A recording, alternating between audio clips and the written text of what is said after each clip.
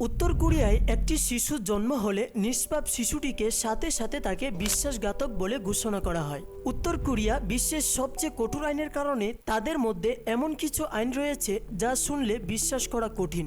অর্থাৎ এখানে নির্বাচন হবে, কিন্তু ভোট দেওয়ার কোনো বিকল্প নেই।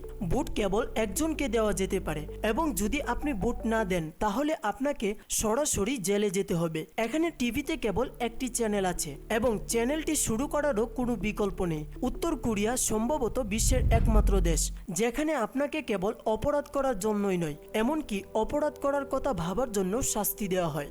1945 সাল পর্যন্ত জাপান 35 বছর ধরে সমগ্র কোরিয়া শাসন করেছিলেন, কিন্তু দ্বিতীয় বিশ্বযুদ্ধের পর কোরিয়া দুই ভাগে বিভক্ত হয়ে যায়, নর্থ কোরিয়া এবং সাউথ কোরিয়া।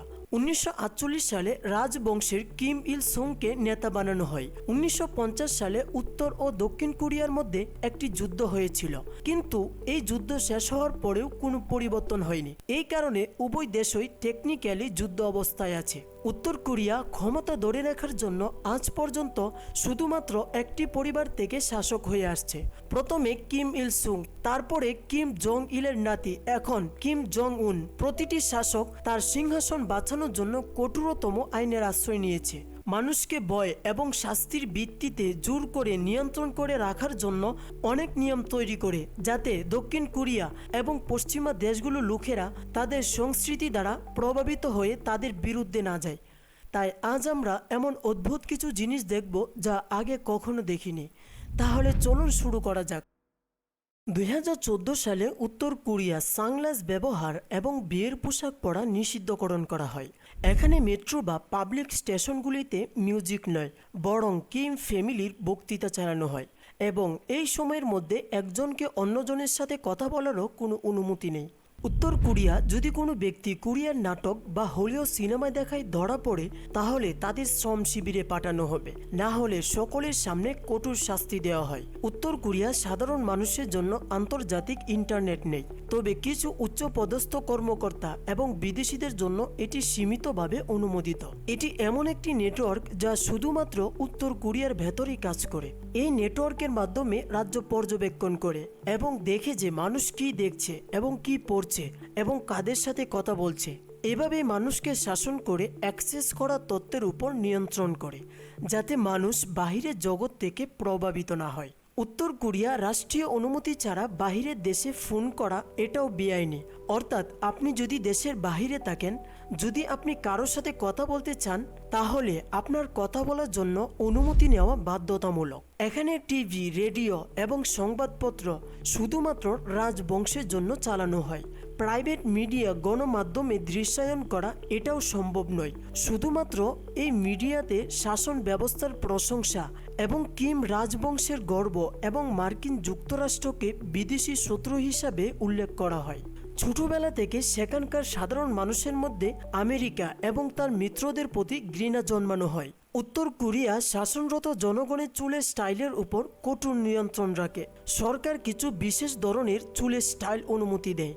এখানে এমন সব নিষেধাজ্ঞা রয়েছে যার প্রভাব বাহিরে বিশ্বের উপর পড়ে, যেমন জিন্স পরা, চুল রং করা অথবা চকচকে পোশাক পরা।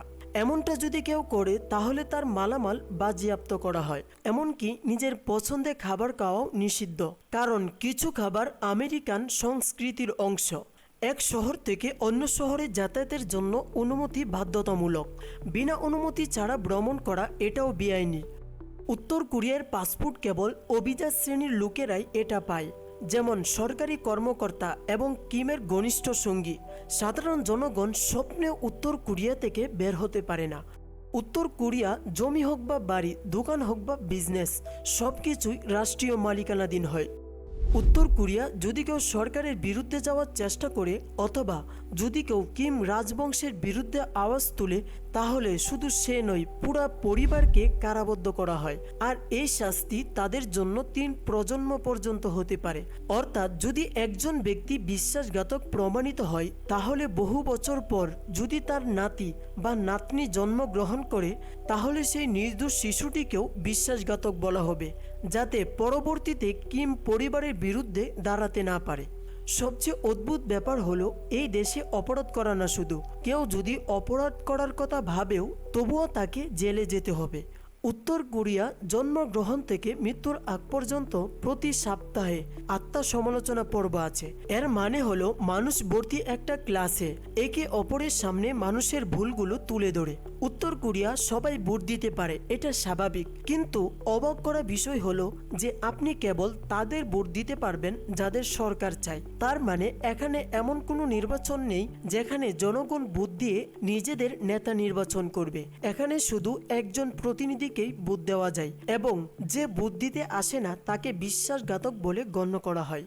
সমগ্র উত্তর কোরিয়া সরকারের 10টি নীতিমালা অনুসরণ করা নাগরিকদের জন্য কর্তব্য।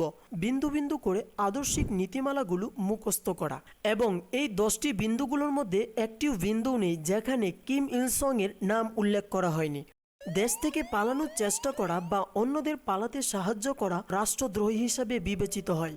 ধরা পড়লে দলত্যাগীরা মৃত্যুদণ্ড বা যাবজ্জীবন কারাদণ্ডের ঝুঁকিতে পড়ে এবং কখনো কখনো তাদের পরিবারগুলিকেও 3 প্রজন্মের শাস্তি দেওয়া হয়। ধর্মের উপর কঠোর নিয়ন্ত্রণ, রাষ্ট্র অনুমোদিত পরিবেশের বাহিরে ধর্ম পালন করা নিষিদ্ধ। খ্রিস্ট ধর্ম এবং অন্যান্য ধর্মাবলম্বীদের উপর ব্যাপক নির্যাতন চালানো হয় এবং বাইবেল রাখার ফলে কারাদণ্ড বা তার চেয়েও বেশি খারাপ শাস্তি হতে পারে। উত্তর কোরিয়ায় প্রতিটি চ্যানেল সরকারের অধীনে। এর উদ্দেশ্য হলো যাতে মানুষ নিজ ইচ্ছায় চ্যানেল পরিবর্তন করতে না পারে এবং অন্য চ্যানেলে টিউন করা বেআইনি। এমনকি উত্তর কোরিয়া সাইকেল রেজিস্ট্রেশন এবং নম্বর প্লেট লাগাতে হয়। এখানে সাইকেল চালানোর জন্য সড়ক নিরাপত্তা পরীক্ষা করা হয় এবং লাইসেন্সের প্রয়োজন হয়। উত্তর কোরিয়ায় পোশাকে কালো রং এবং কোনো জাতীয় লোগো এটাও অনুমোদিত নেই। কেবল নাগরিকরাই নয়, যদি কোনো পর্যটকও এখানে যায় তাহলে তার জন্য কঠোর আইন রয়েছে। পর্যটকের সাথে একজন গাইড থাকা আবশ্যক এবং সেটা কেবল উত্তর কোরিয়ার সরকারের কর্তৃক নির্দিষ্ট স্থানে যেতে পারে। না কোনো স্থানীয় লোকের সাথে কথা বলা যাবে, না কোনো খোলাখুলিভাবে ফটো তোলা যাবে। যদি কোনো পর্যটক কারো ইন্টারভিউ নিতে চায় তাহলে গাইডদের অনুমতি নেওয়া বাধ্যতামূলক। উত্তর কোরিয়া মোবাইল এবং কম্পিউটার কিনা অনুমোদিত, কিন্তু ইউএসবি ড্রাইভ এমনকি মোবাইল মেমোরিও নিয়মিত পরীক্ষা করা হয়। যদি কারো কাছে বাহিরের কন্টেন্ট পায় তাহলে তাকে সাথে সাথে শাস্তির আওতায় নেওয়া হয়। উত্তর কোরিয়া নাগরিক শ্রেণীর একটি অত্যন্ত অমানবিক ব্যবস্থা রয়েছে যাকে সংবন বলা হয়। এর অর্থ হলো যখন একটি শিশু জন্মগ্রহণ করে তখন তার জীবন পারিবারিক ইতিহাস দ্বারা নির্ধারিত হয়। উদাহরণস্বরূপ এখানে 3টি শ্রেণী রয়েছে। একটি হলো কুর, দ্বিতীয় এবং তৃতীয়টি হলো প্রতিকূল। প্রথম শ্রেণী যাকে বলা হয় কুর সেই সব ব্যক্তিদের অন্তর্ভুক্ত করে যাদের বোনেরা কিম ইল সুং এর বিপ্লবে অংশ নিয়েছিল অথবা সেই সব শ্রমিক যারা কোরিয়ান যুদ্ধে সৈনিক ছিল। তাদের সরকারের প্রতি সবচেয়ে অনুগত বলে মনে করা হয়। তাদের অন্যদের তুলনায় সেরা চাকরি দেওয়া হয়, যেমন সরকার বা সেনাবাহিনীতে উচ্চ পদ, এবং শুধুমাত্র এই শ্রেণীরাই রাজধানীতে বসবাসের অনুমোদিত। দ্বিতীয় শ্রেণী হলো এরা সাধারণ উত্তর কোরিয়ার মানুষ যাদের বিনিয়োগকারীরাও ছিলেন সাধারণ শ্রমিক বা কৃষক অথবা সরকারের চোখে তারা খুব ভালো ছিল।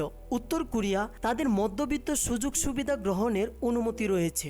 তৃতীয় শ্রেণী হলো প্রতিকূল। এর মধ্যে সেই সব মানুষ রয়েছে যাদের বিনিয়োগকারীরা কোনো না কোনো সময়ে কোনো ধর্মের অনুসরণ করেছেন অথবা দক্ষিণ কোরিয়ার কারো সাথে সম্পর্ক রেখেছেন। উত্তর কোরিয়ার সরকার তাদের বিশ্বাসঘাতক বলে মনে করেন এবং সমাজে তাদের সবচেয়ে নিম্ন মর্যাদা দেওয়া হয় এবং তাদের সমাজে শ্রম বা পরিষ্কার পরিচ্ছন্নতার মতো নিকৃষ্ট কাজ দেওয়া হয়। উত্তর কোরিয়ায় 17 বছর বয়স থেকে 10 বছর পর্যন্ত প্রতিটি নাগরিকের জন্য, সে পুরুষ হোক বা মহিলা, সেনাবাহিনীতে চাকরি করা বাধ্যতামূলক। এখানে কিম পরিবারের যে কোনো সদস্যের মৃত্যুবার্ষিকীতে কাঁদতে বাধ্য করা হয়। যদি কেউ এটি না করে তাহলে তার অনুগত্যকে সন্দেহ চোখে দেখা হয়।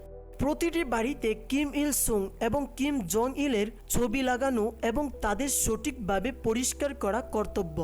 উত্তর কোরিয়া বিশ্বের অন্যান্য অংশ থেকে এতটাই বিচ্ছিন্ন যে তাদের ক্যালেন্ডারও আলাদা। উত্তর কোরিয়া বিশ্ব থেকে বিচ্ছিন্ন হওয়ার অনেক কারণ রয়েছে। একটি হলো কিম শাসন ভয় পায় যে যদি মানুষ বাহিরে বিশ্ব সম্পর্কে জানতে পারে তাহলে তারা শাসনের বিরুদ্ধে যাবে।